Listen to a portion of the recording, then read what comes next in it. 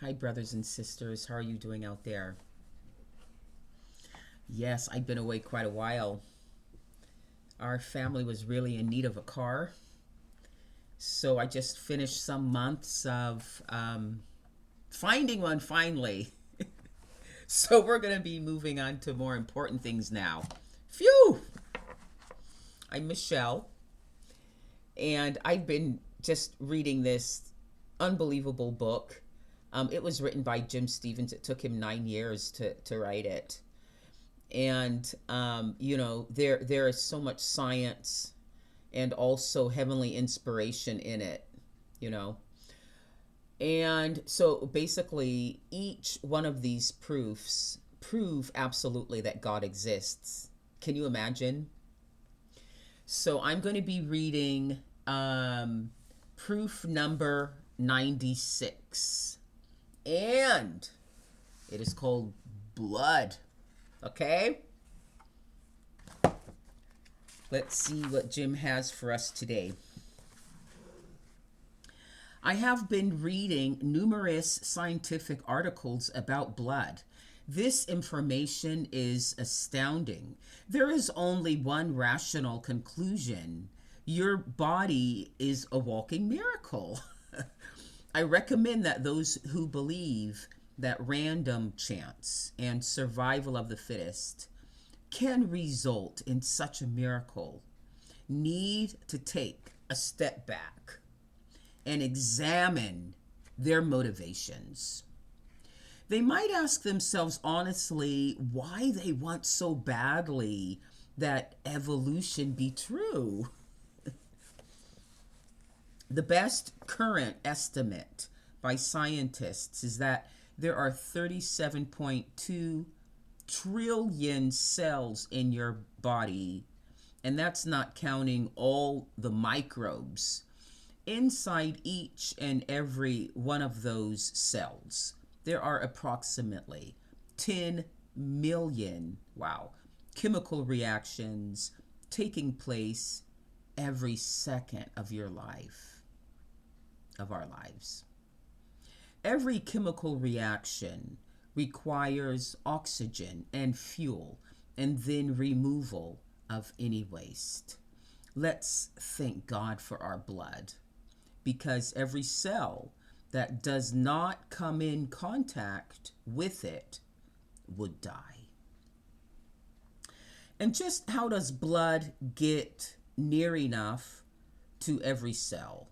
It travels through an incredible network of capillaries. Capillaries are so thin that about 40 of them side by side equals the width of a human hair.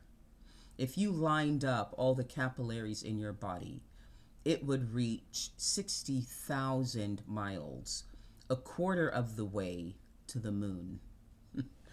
If you believe that life develops slowly and gradually over many generations, which came first, blood or capillaries then? If blood developed first, was it just sitting there in a pool? If capillaries developed first, what was their purpose if there was no blood to circulate? The story of blood is phenomenal. About 2 weeks after a sperm fertilizes an egg, the zygote has got so big that the growing number of cells cannot survive. They need a transport system to get oxygen and nutrients.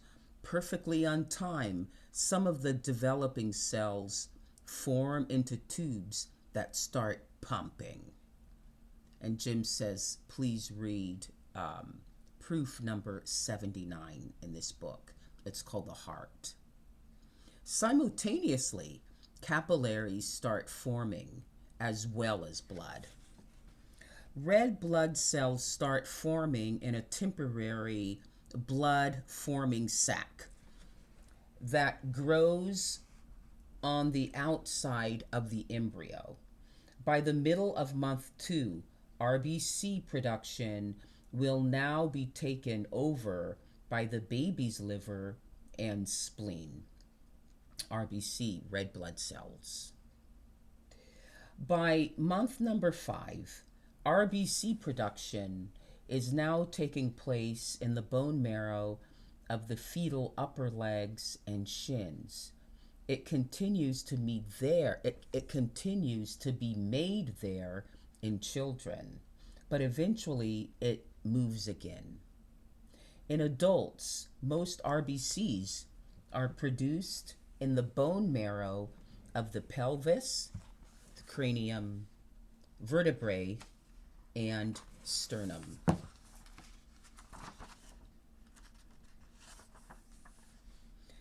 The fine-tuning of this whole process screams out that it was intelligently designed.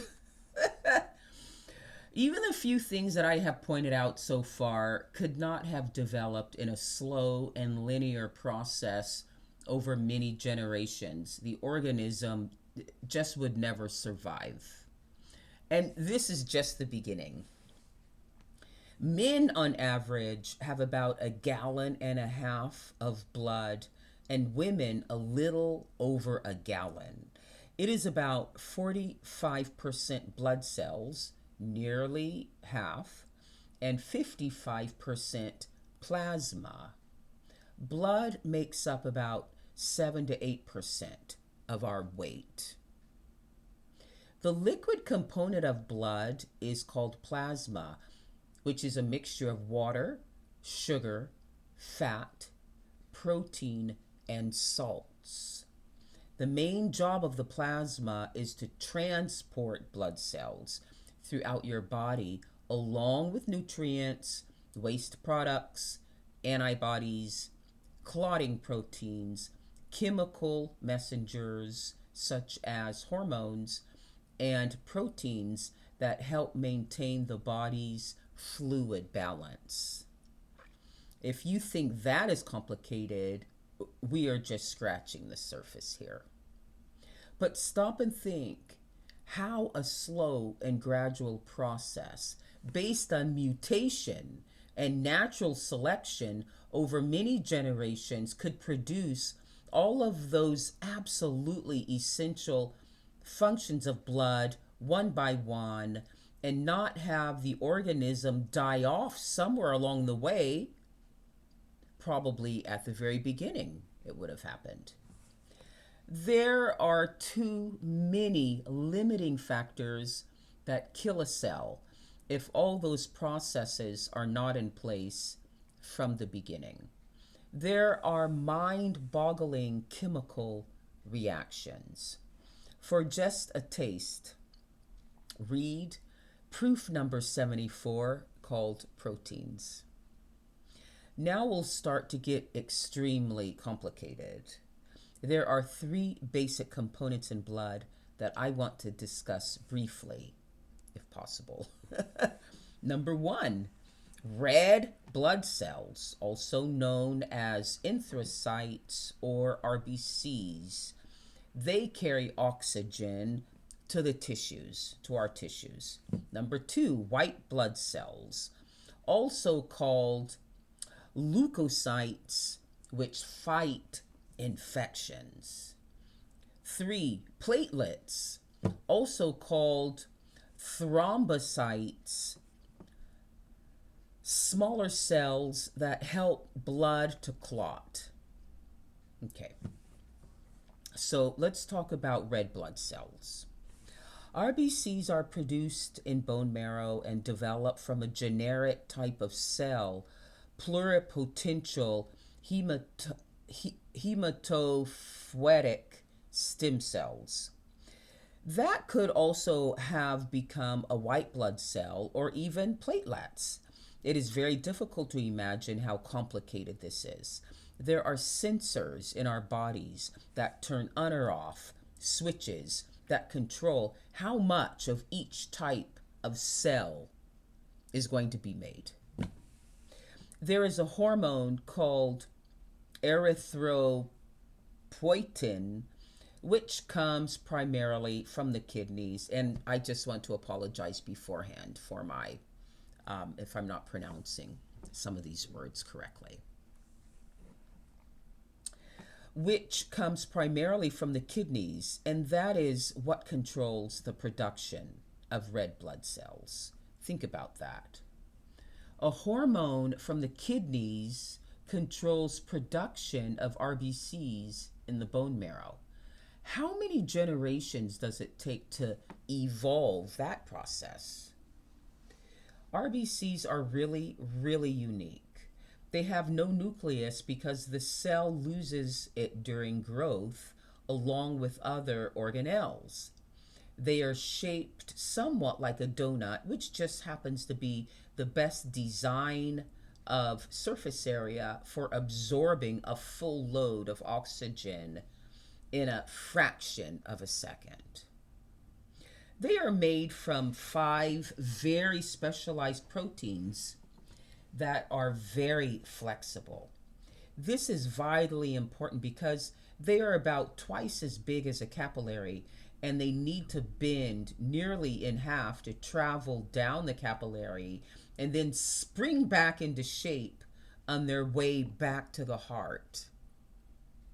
RBCs are loaded with a protein called hemoglobin that is a fantastic carrier of oxygen and carbon dioxide. There are 250 million hemoglobin molecules in each of your billions of RBCs. Wow. Hemoglobin carries 97% of the oxygen that gets from your lungs to your cells. Your body makes about 2 million RBCs every second. And remember, RBCs, red blood cells. Your body makes, let me read that again, your body makes about 2 million red blood cells every second to replace those that die off. In men, there are an average of 5,200,000 red blood cells per cubic millimeter, and in a woman, there are an average of 4,600,000 red blood cells per cubic millimeter. The ratio of cells in normal blood is 600 RBCs to 1 white blood cell and 40 platelets. Amazingly, RBCs do not eat up any of the oxygen themselves as they carry it out to all your cells. Special enzymes provide the power they need. This is another process that precludes evolution and necessitates a master designer. How could red blood cells evolve so that they don't need oxygen? Thankfully, the RBCs also remove carbon dioxide from our cells. The RBCs carry a certain enzyme called carbonic anhydrase, which removes most of the CO2, 72%, in our cells, so it can go back to the lungs for elimination. The enzyme carbonic anhydrase, sorry about that, speeds up the process of CO2, combining with water by 5,000 times. That sure looks like a designed plan also. Enzymes don't form by accident, and even if they did, you would still have to get the exact right one in the right place. White blood cells. Let's talk about white blood cells. White blood cells are the amazing cells that circulate throughout our bodies to fight disease. They are made in the bone marrow from the same original cells as the red blood cells. WBCs come in the following 6 main types with their average percentages. Neutrophils, 58%, have faintly blue-pink granules with digestive enzymes to eat bacteria. Eosinophils, 2%, make up 2% of WBCs. They have orange-red granules.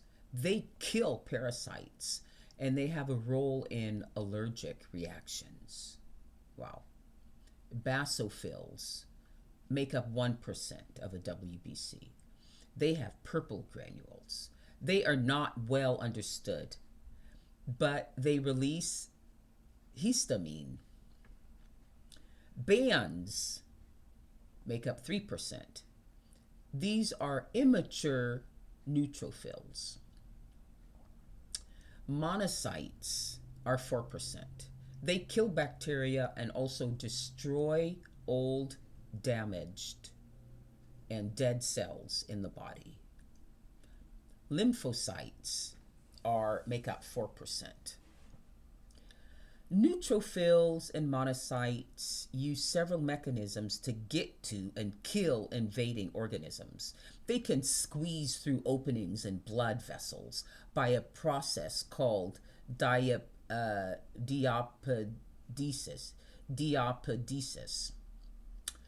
They move around using amoeboid motion. They are attracted to certain chemicals produced by the immune system or by bacteria, and they migrate toward areas of higher concentrations of these chemicals.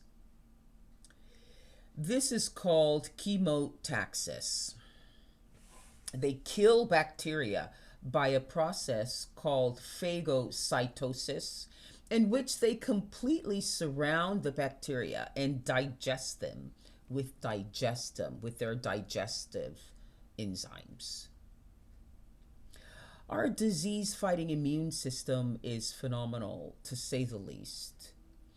The smartest scientists can't come close to copying it, let alone making a better one.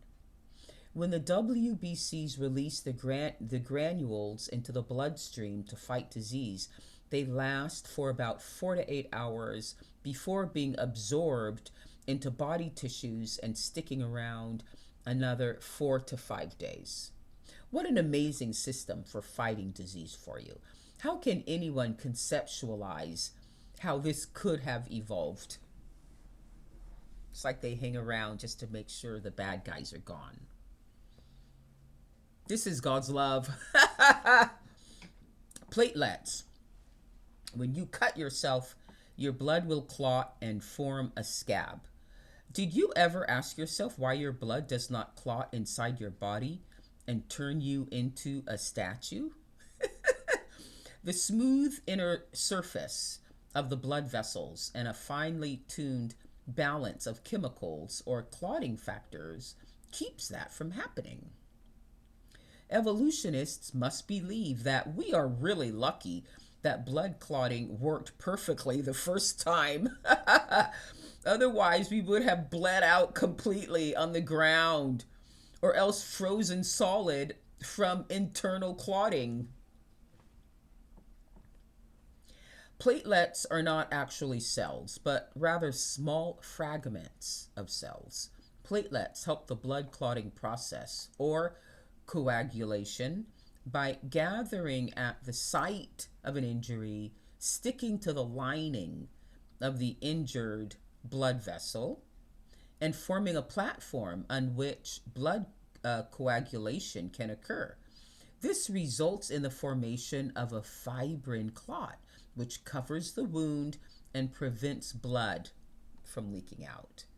Fibrin also forms the initial scaffolding upon which new tissue forms, thus promoting healing.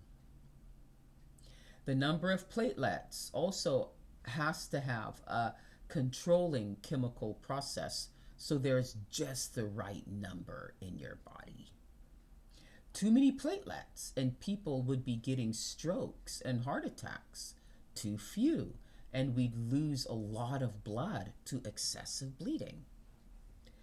Here again, it looks like there must have been a very intelligent designer. And I have to add, one with a gigantic heart. Okay, I'm sure you are getting the idea and are probably tired of reading, so I'm going to wrap it up now, Jim says. There are different types of platelets, T cells and B cells. The T cells come in 4 types. Number 1, they're called helper T cells. Number 2, cytotoxic T cells. And number 3, memory T cells. And 4, suppressor T cells. Each of them has their own unique chemicals and very complex purposes. And I haven't even talked about the plasma, which makes up 55% of your blood. In conclusion, over and over again, when you look at your own blood, there must be God. All right. Incredible. Incredible, incredible. Okay. We thank you so much, Jim, for putting this together for us. Okay. Wow. That was wonderful. I will see you another time. Bye.